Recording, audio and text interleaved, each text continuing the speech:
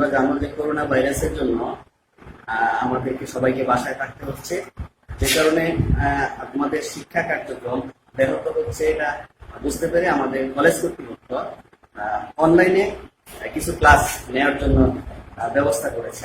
তারই সুবাদে আজকে আমি তোমাদের সামনে অল্প কিছু বিষয় নিয়ে আলোচনা করব, যেটা তোমাদের সিলেবাসে 9 নং থাকে, মডিফায়ার্স নিয়ে আজকে তোমাদেরকে একটু কথা বলবো। তোমরা মনোযোগ সহকারে একটু শোনার চেষ্টা করো। তো চলো প্রথমে আমরা বোর্ডে থাকি। বোর্ডে আমাদের এখানে মডিফায়ার্স লেখা আছে, কোশ্চেন নং 9। তার মানে এটা আমরা বুঝতে পারলাম যেটা আমাদের 9 নং এ থাকে, প্রশ্নপত্রে 9 নং এ থাকে। তো চলো দেখি মডিফায়ারটা আমরা কিভাবে ব্যবহার করি। আমরা মডিফায়ার অত্যন্ত সহজ একটা ব্যাপার, কিন্তু ছাত্রছাত্রীরা মানে এটাকে কঠিন মনে করে। এটা কঠিন মনে করার কোনো বিষয় না। এটা ছাত্রছাত্রীরা যদি প্রথম থেকে বুঝতে চেষ্টা করে তাহলে এটা অত্যন্ত সহজ হবে ছাত্রছাত্রীদের কাছে। তাই তোমাদের যে ব্যাপারটা হবে সেটা প্রথম থেকে এটা বুঝতে হবে খুব সুন্দরভাবে।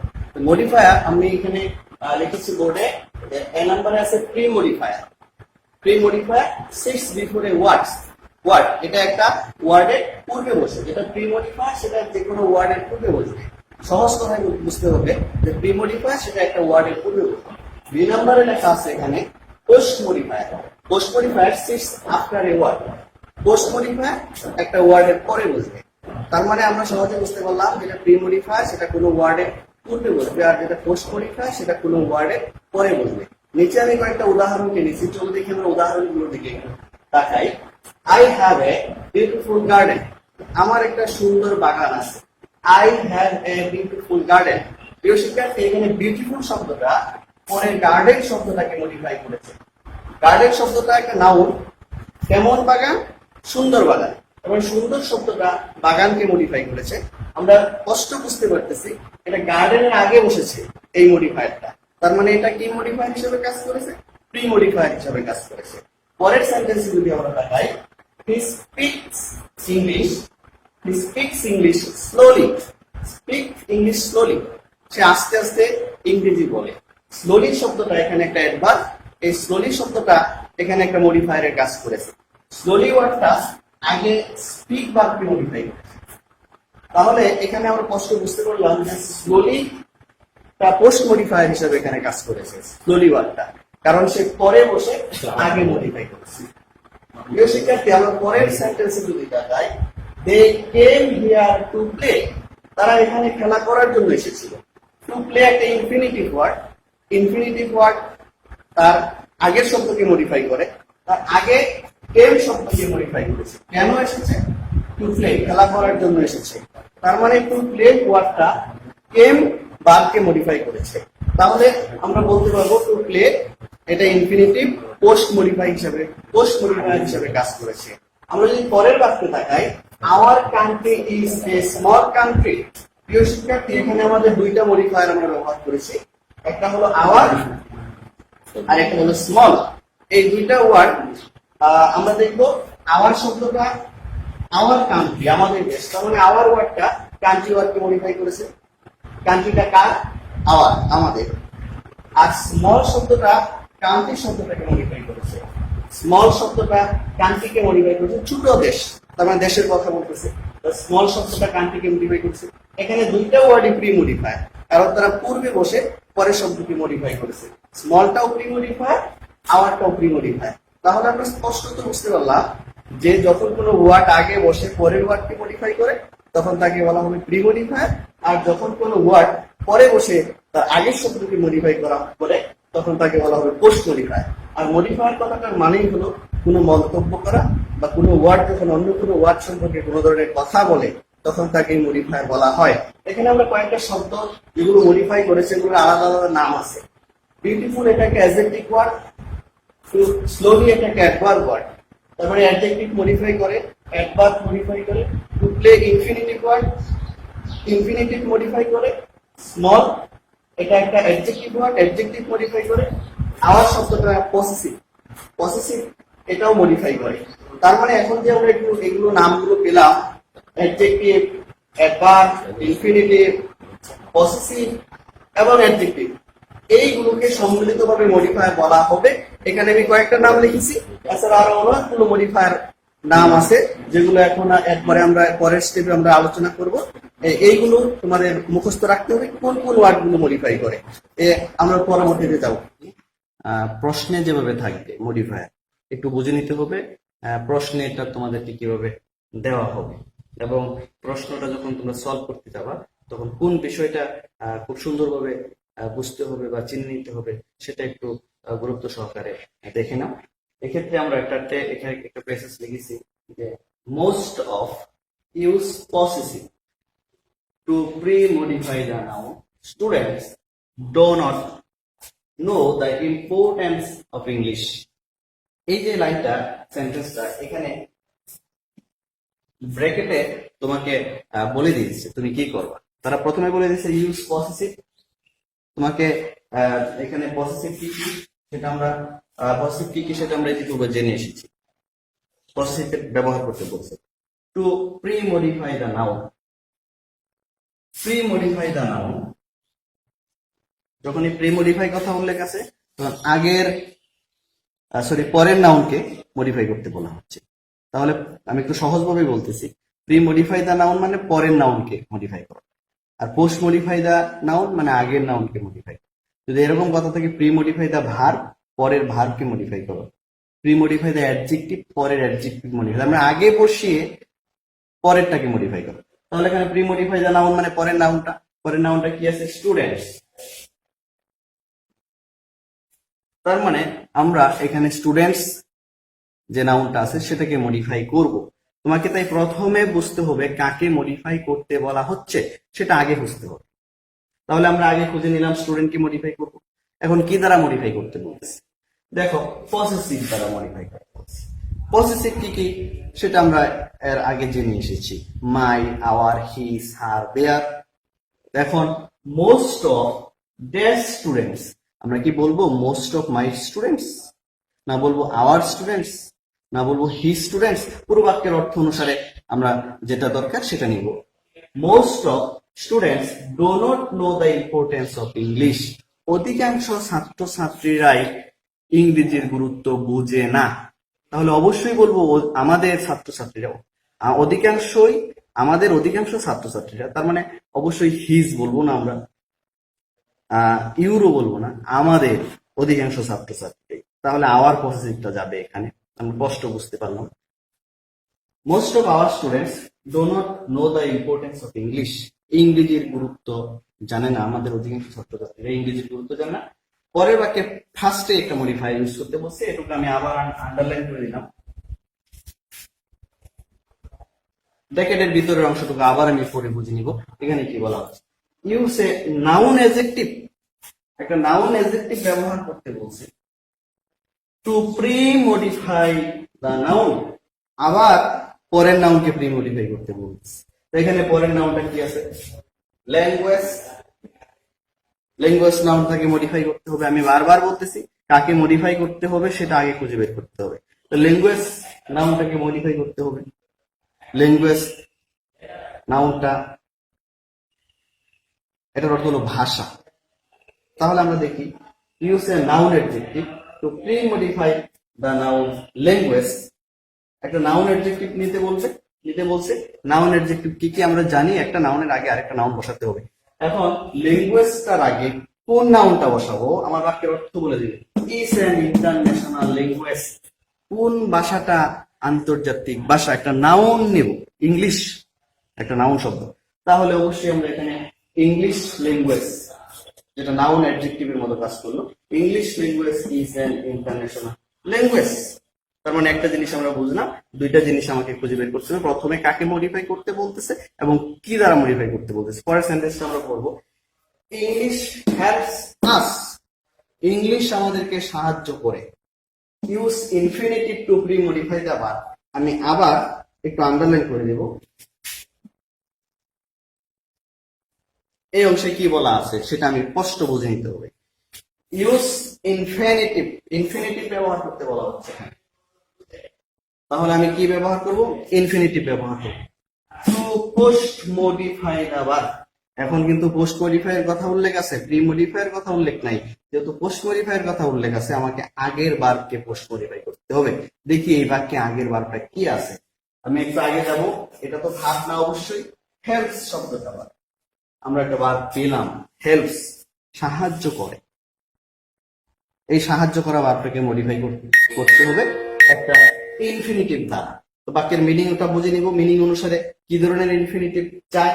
ইংলিশ হেল্পস আস, ইংলিশ আমাদেরকে সাহায্য করে। গুড জব, ভালো চাকরি, তার আগে একটা ইনফিনিটিভ দিতে হবে। গুড জব, ভালো চাকরি। তাহলে আমরা একটু দেখে নেই এখানে কি ধরনের ইনফিনিটিভটা আমাদের প্রয়োজন পড়ে। পুরো বাক্যটার অর্থটা হলো এরকম যে ইংলিশ হেল্পস আস, ইংরেজি আমাদেরকে সাহায্য করে ভালো চাকরি, অবশ্যই আমরা বলবো পেতে, ভালো চাকরি পেতে। আমরা যখন ইনফিনিটিভ পড়েছি তখন আমরা বলেছি যে কোনো ভার্বের আগে টু বসে অর্থ হয় তে, টু গো, যেতে, টু কাম, আসতে। তাহলে ভালো চাকরি কি করতে সাহায্য করে ইংরেজি আমাদেরকে? অবশ্যই পেতে। তাহলে পাওয়া, ইংরেজি যে পাওয়া ভার্বটা, এটার ইংরেজি হলো গেট। আমরা গেটের আগে টু বসাবো, তাহলে ইনফিনিটিভ হয়ে যাবে টু গেট, উত্তরটা হবে টু গেট। তাহলে আমরা পুরো বাক্যটা বলি, English helps us to get good job, ইংরেজি আমাদেরকে ভালো চাকরি পেতে সাহায্য করে। পুরোটা কিন্তু অর্থের উপর বেস করে টু গেট ভার্বটা আমরা এখানে সেট করলাম ইনফিনিটিভ হিসেবে। তো আমরা নেক্সট সেন্টেন্সটা পড়বো, we have to learn English, আমাদেরকে ইংরেজি শিখতেই হবে।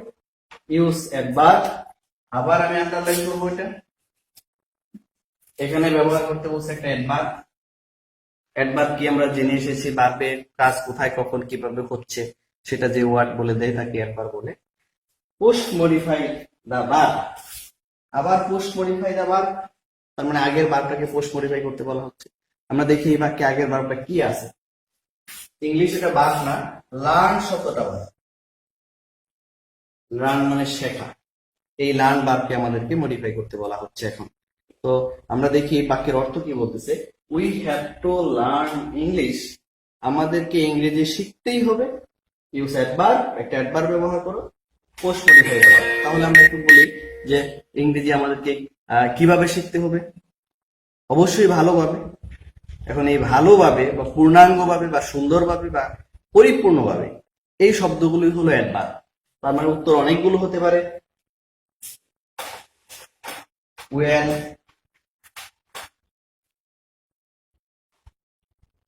completely,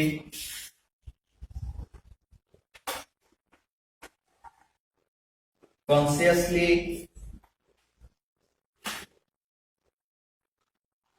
স্কিলফুলি, এই সবগুলি উত্তর হতে পারে। তার মানে আমাদেরকে ভালোভাবে ইংরেজি শিখতে হবে, কমপ্লিটলি, কনসাসলি অথবা স্কিলফুলি।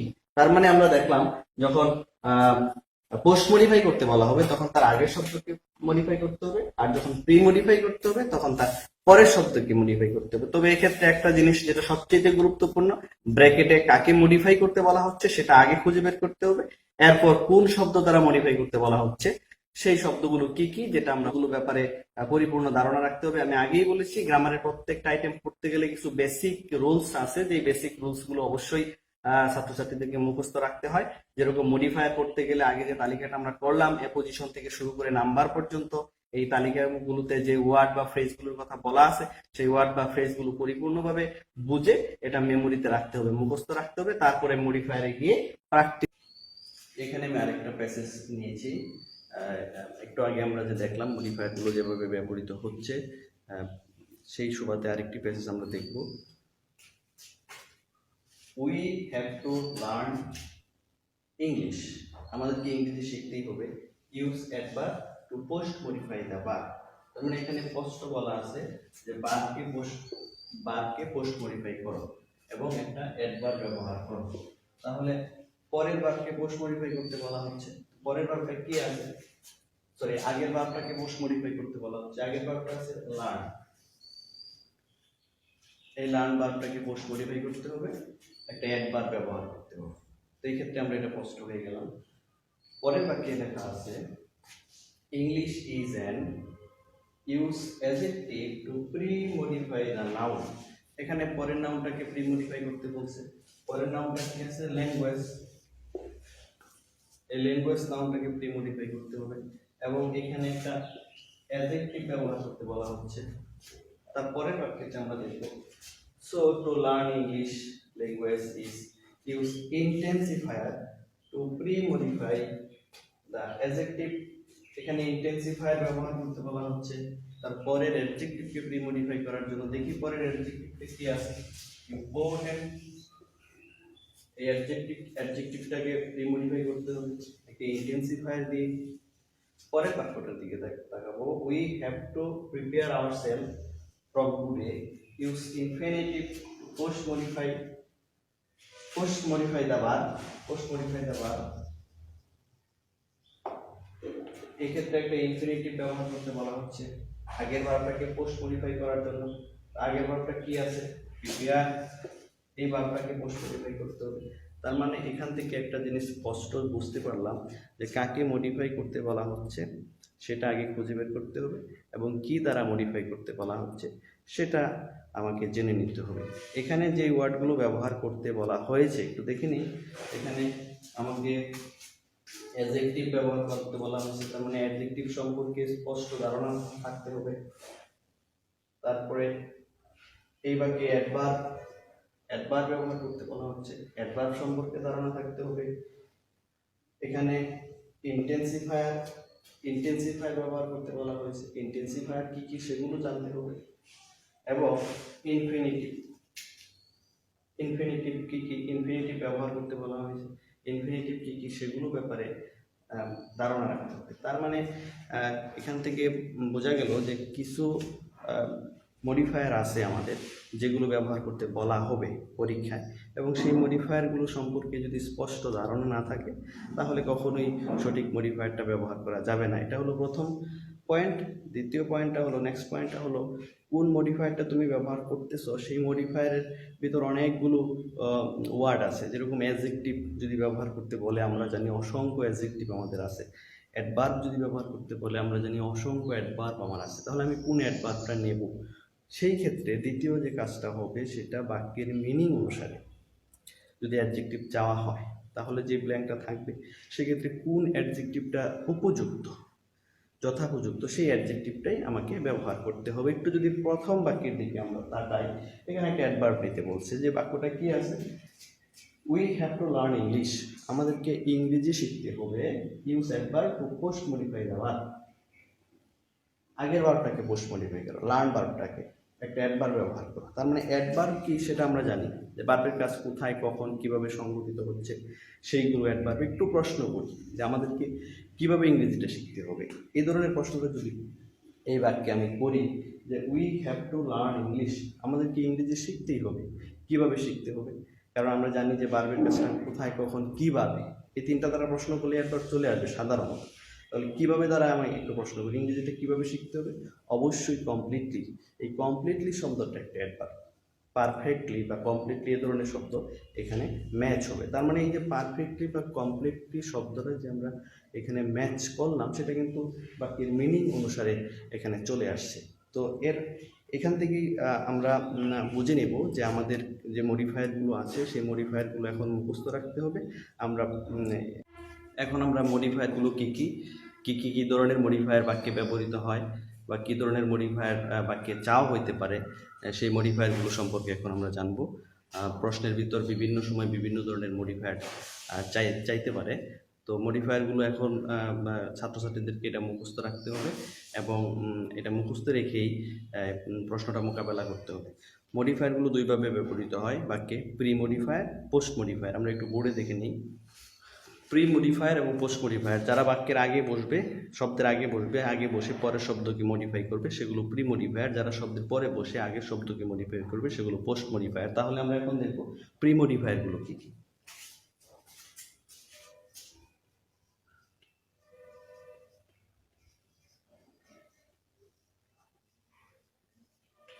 অ্যাডজেক্টিভ প্রি মডিফায়ার হিসেবে কাজ করে, অ্যাডভার্বও প্রি মডিফায়ার হিসেবে কাজ করে।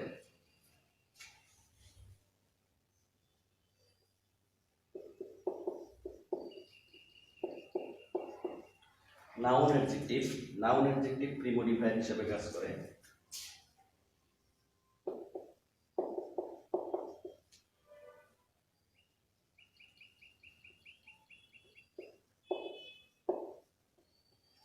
ইন্টেন্সিফায়ার প্রি মডিফায়ার হিসেবে কাজ করে।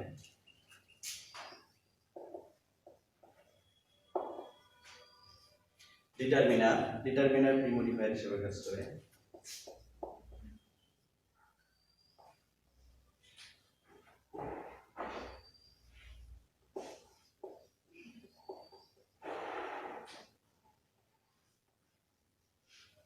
পাস্ট পার্টিসিপল, প্রেজেন্ট পার্টিসিপল, এই দুইটাই প্রি মডিফায়ার হিসেবে কাজ করে। তার মানে এখান থেকে আমরা জানলাম adjective, adverb, noun, adjective, intensifier, determiner, present participle, past participle, এগুলো প্রি মডিফায়ার হিসেবে কাজ করে। কিন্তু ডিটারমিনার বলতে আমরা বুঝি, ডিটারমিনার আবার কয়েকটা প্রকার আছে।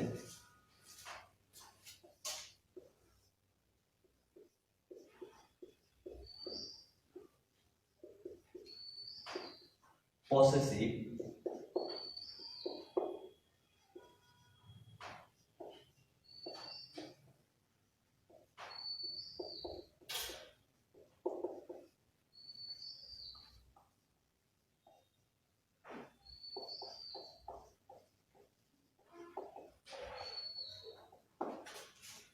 ডিটারমিনার বলতে আমরা এই ধরনের শব্দগুলোকে বুঝে থাকি। ডিটারমিনার বলতে পসেসিভকে বোঝায়, আর্টিকেলকে বোঝায়, ডেমনস্ট্রেটিভকে বোঝায়, নাম্বার, নিউমেরিয়ালস, এই ধরনের শব্দকে বোঝায়। অর্থাৎ প্রশ্নে যদি তোমার কাছে ডিটারমিনার চাওয়া হয় তাহলে সবগুলো নিয়ে চিন্তা করতে হবে।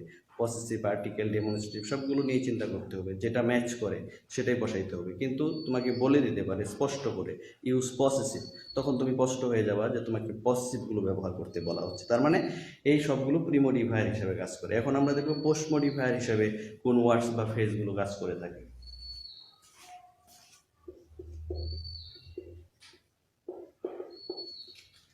অ্যাডজেক্টিভ সে পোস্ট মডিফায়ার হিসেবে কাজ করে। অ্যাডভার্ব সেও পোস্ট মডিফায়ার হিসেবে কাজ করে।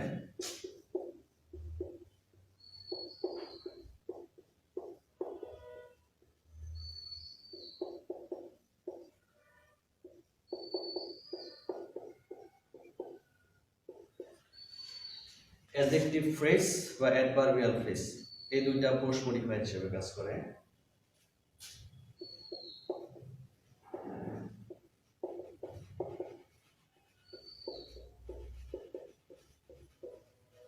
প্রিপোজিশনাল ফ্রেজ পোস্ট মডিফায়ার হিসেবে কাজ করে। প্রিপোজিশনাল ফ্রেজ পোস্ট মডিফায়ার হিসেবে কাজ করে।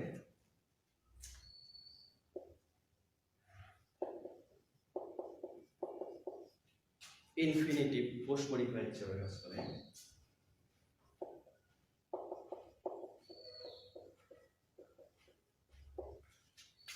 ইনফিনিটিভ ফ্রেজ পোস্ট মডিফায়ার হিসেবে কাজ করে।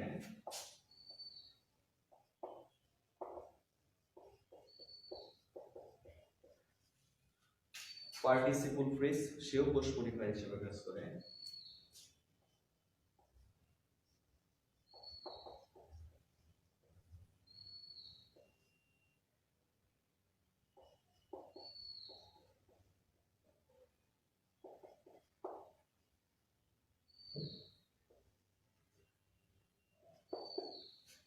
রিলেটিভ ক্লজ এবং অ্যাপোজিশন এই দুইটা আবার পোস্ট মডিফায়ার হিসেবে কাজ করে। তার মানে এখান থেকে আমরা দেখলাম যে কিছু ওয়ার্ড প্রি মডিফায়ার হিসেবে কাজ করে বা কিছু ওয়ার্ড এন্ড ফ্রেজ তারা পোস্ট মডিফায়ার হিসেবে কাজ করে। এখন ছাত্রছাত্রীদের যে মূল বিষয়টা হলো এই ওয়ার্ডগুলো বা ফ্রেজগুলো মুখস্থ রাখতে হবে এবং এখান থেকে জেনে নিতে হবে যে কোন ওয়ার্ডটা কিভাবে গঠিত হচ্ছে বা কোন ফ্রেজটা কিভাবে গঠিত হচ্ছে। যেরকম একটা উদাহরণ দিই, তোমার কাছে যদি ইন্টেন্সিফায়ার চাওয়া হয় যে তুমি একটা ইন্টেন্সিফায়ার দিয়ে একটা অ্যাডজেক্টিভকে প্রি মডিফাই করো। এখন ইন্টেন্সিফায়ার কি কি সেটা যদি তুমি না জানো তাহলে তুমি কখনো ইন্টেন্সিফায়ার ব্যবহার করতে পারবে না।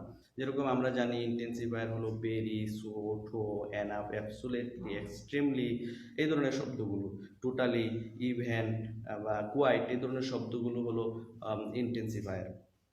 এখন এই শব্দগুলো যদি তোমার মেমোরিতে না থাকে তাহলে কখনোই তুমি ইন্টেন্সিফায়ার ব্যবহার করতে পারবে না। ঠিক তদ্রূপ প্রত্যেকটা ওয়ার্ড বা ফ্রেজ এখানে যেগুলো লেখা আছে এগুলো সম্পর্কে বিস্তারিত এখন ধারণা নিয়ে নিতে হবে। আমরা পরবর্তী যে ক্লাসটা করব সেই ক্লাসে এই ওয়ার্ড বা ফ্রেজগুলো সম্পর্কে একটু সংক্ষেপে আলোচনা করার চেষ্টা করব বা বুঝিয়ে দেওয়ার জন্য আমরা চেষ্টা করব। সে পর্যন্ত আজকে এখানেই এই ক্লাস সমাপ্তি হচ্ছে। মডিফায়ার দ্বিতীয় ক্লাসের জন্য আমরা পরবর্তীতে প্রস্তুত হব এবং সেই ক্লাসটা সবাইকে দেখার আমন্ত্রণ থাকবে।